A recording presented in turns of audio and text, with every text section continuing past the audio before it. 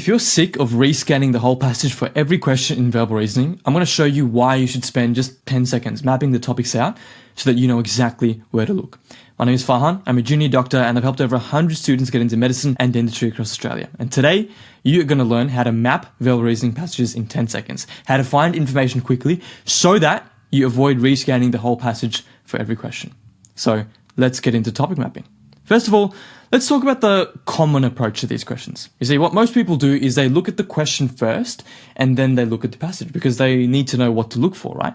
And if you've done selective entry tests before the UCAT, then you'll know that this is actually quite a valid method to go about it so that you don't waste time. And while it is valid, it does miss out on potential benefits that skimming the passage could yield in the UCAT specifically. So, what is topic mapping?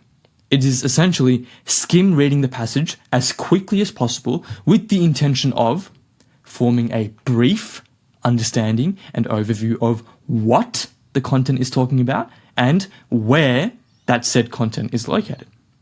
The reason you should do it is because it's all about reducing the effort and the time that you need to put into keyword scanning later, which is another speed technique that you can use.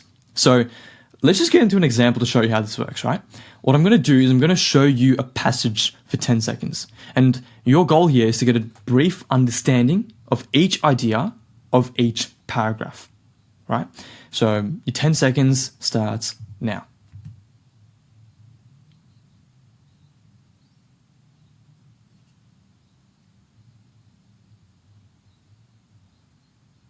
Cool. So that's not a lot of time at all.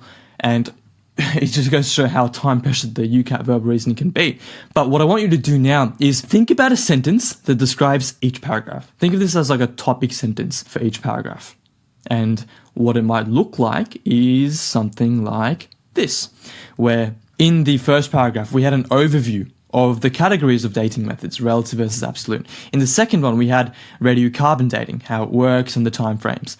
We had dendrochronology in the third one, tree ring dating, the precision, and the fact that it's non-destructive. And the fourth one was thermoluminescence, dating burnt materials and the time frame. Now, you didn't need to get all of that in that 10 seconds. That's not what I'm asking. What I am asking is for you to have found the topic sentences here. So the overview, radiocarbon dating, dendrochronology, and thermoluminescence, just so you know what each paragraph is about. I'll give you a little hint.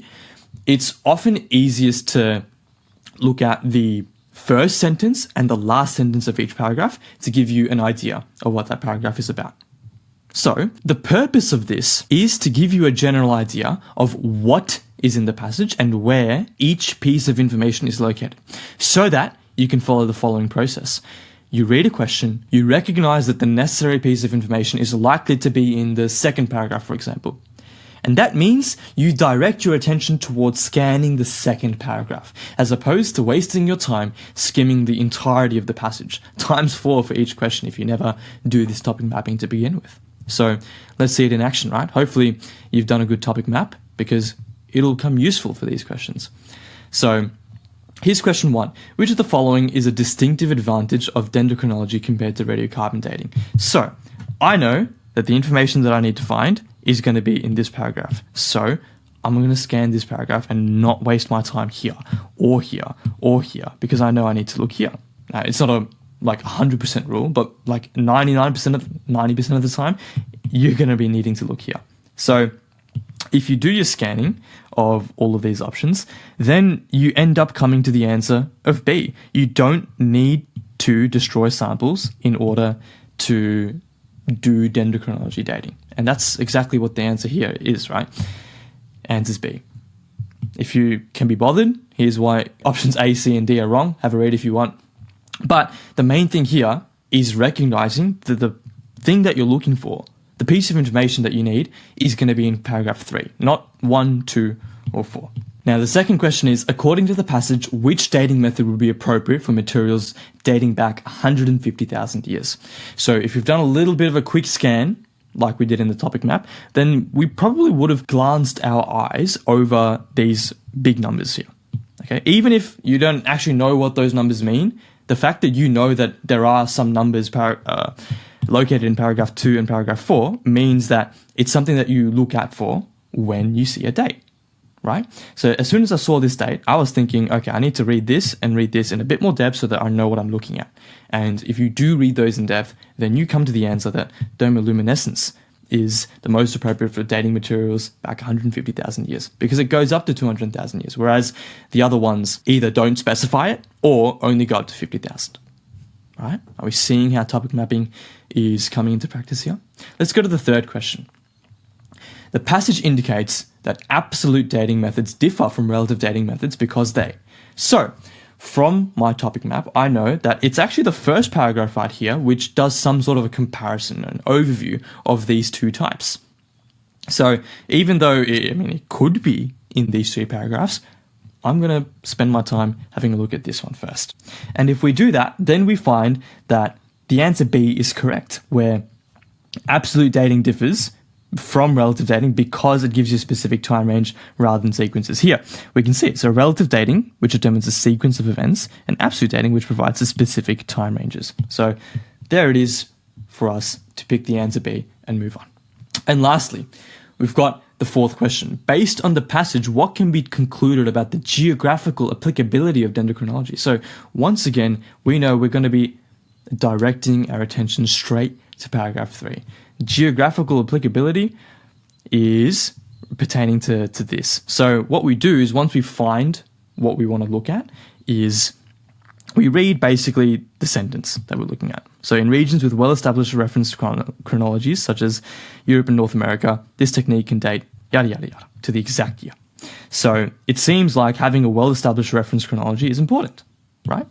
And so let's have a look at the options. There we go. Option C would probably be the most correct one here. There you go. That is what topic mapping is. Hopefully you can see just how much time it can save you over the long run, over a set of 4 questions, as opposed to having to scan the passage every single time for each and every individual question.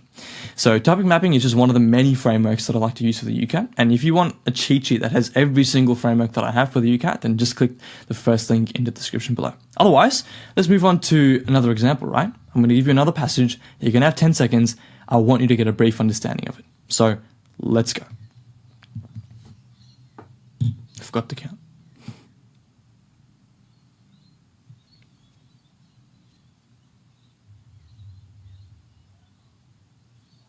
Cool. Okay.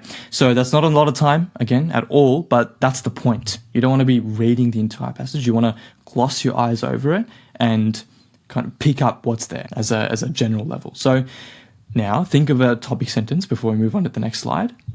And it should look something along the lines of this, where you've got first paragraph being the historical background, the second being the design philosophy of the parks, 3 being environmental benefits of the parks, and 4 being biodiversity and maybe health benefits of the parks as well. So, by the way, if you don't have enough time in the 10 seconds to go through everything, you still have enough time to go through something, right? So then when there's a question that might be asking about health benefits and you realize it's not going to be in here or here or here, by elimination, you know it's going to be in paragraph 4. So even if you can't do a whole pre-read from top to bottom, it's still beneficial to do what you can in the time that you're given. So let's go into some questions. Question 1 is, which of the following claims about urban parks is most strongly supported by the passage? Pause the video and have a go.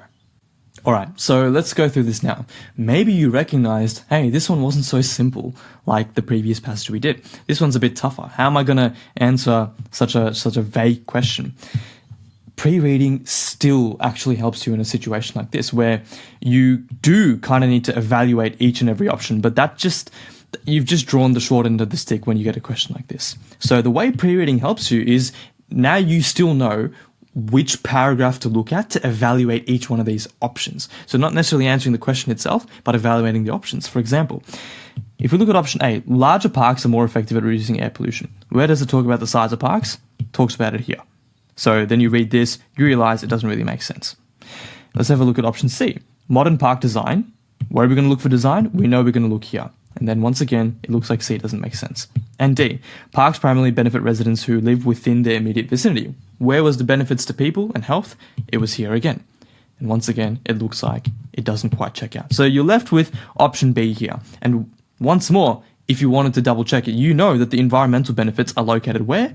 In paragraph 3. So that is where you're directing your attention. And if we read I believe it's the last sentence here, this cooling effect extends up to 300 meters beyond park boundaries, benefiting adjacent neighborhoods. So there you go. The answer to this one is B. So it might not be so straightforward like the questions that we had before, and these kind of questions you'll get a lot of in verbal reasoning, but that's still where pre-reading can help you, and topic mapping. So let's get into question number 2 here. Based on the information in the passage, which of the following statements is most likely to be false? All right, so let's go through it. So if we did some scanning and we had a look at options A and B, we realized that both of these had to do with the size of the parks. The size of the parks is mentioned here, and we can kind of kill 2 birds with 1 stone here. So if we have a look at the sizing and what it says, research indicates that parks exceeding 10 hectares can sustain viable populations of birds, insects, small mammals. So option A, a 15-hectare urban park would be expected to support viable populations of native mammals. That seems correct, but remember, what are we looking for here? We're actually looking for which one is most likely to be false. So because this is correct, it's actually not the answer.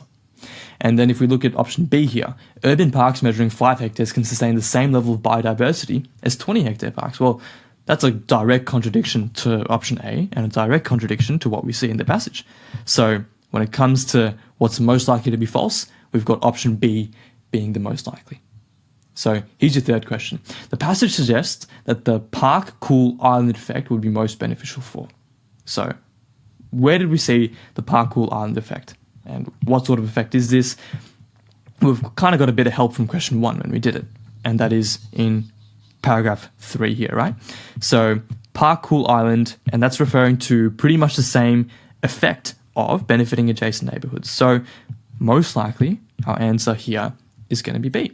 Neighborhoods immediately adjacent to urban parks. And we've got one more question. Which of the following can be reasonably inferred from the passage about the relationship between park proximity and health outcomes? Guys, where did we topic map the health benefits to be? Right here. So I'm not going to waste my time here, or here. First of all, I'm going to go here. So if we have a look into it, living near parks guarantees improved cardiovascular health. That's a strong claim. The health benefits of the parks are primarily due to improved air quality. Both physical activity patterns and stress levels may contribute to health improvements, and parks larger than 10 hectares provide greater health benefits than smaller parks. Then we read this, it ends up being that it implies that the answer C here is correct. Both physical activity patterns and stress levels may contribute to health improvements. It's because in paragraph 4, it gives you those benefits. Let's have a look. That control studies show that individuals living within 300 meters of parks report 30% lower stress levels compared to those without the nearby access. So it's reducing those stress levels, which leads to those health improvements we're looking for. So look, these were just a couple of questions to go through, and the best way to improve at this specific skill of topic mapping is just to do more questions. Now, if you're looking for more questions to do and you don't already have a question platform, you can use the code Farhan for 10% off med entry. Otherwise, here are a couple of traps that students tend to fall into when it comes to topic mapping. Number 1 is glossing your eyes over the paragraphs, pretending that you're topic mapping, i.e. you're going through the motions. Now, this happens kind of further along in the preparation because you know topic mapping is something that you should do, and it's something that you've done before, but you don't actually put in the effort to understand what's going on. So you spend 10 seconds glossing your eyes over it, but it's like your brain's empty. You're not actually doing anything, and you end up needing to spend that 10 seconds again anyways. So when you're doing this topic mapping, pay attention. And the second trap here is ignoring your pre-read or your topic map under pressure and rescanning the whole passage anyways. This kind of comes when we're under the pump, when we're stressed with the time pressure, and we kind of forget the benefit that the skill of topic mapping can give us. So remember that this skill here of topic mapping is here to help you. Even though it might feel just a bit slower at the beginning, it's there to make the long term more efficient over the 4 questions. So here's your do's and don'ts. Do skim the entire passage once in about 10 seconds before any questions are answered. Do create a one-sentence topic label for each paragraph in your head, and do use those labels to guess the most likely paragraph before you start keyword scanning. Don't deep read every sentence under the mapping. That comes later if needed. Don't scan all 4 paragraphs again and again for every question. Trust your topic map, and don't go through the motions. Pay attention when you do this. So, here's your next step. For your next 5 verbal reasoning passages, I want you to do a 10-second topic map before you do any of the questions and see how that runs for you in terms of timing across all 4 questions, but also your accuracy as well.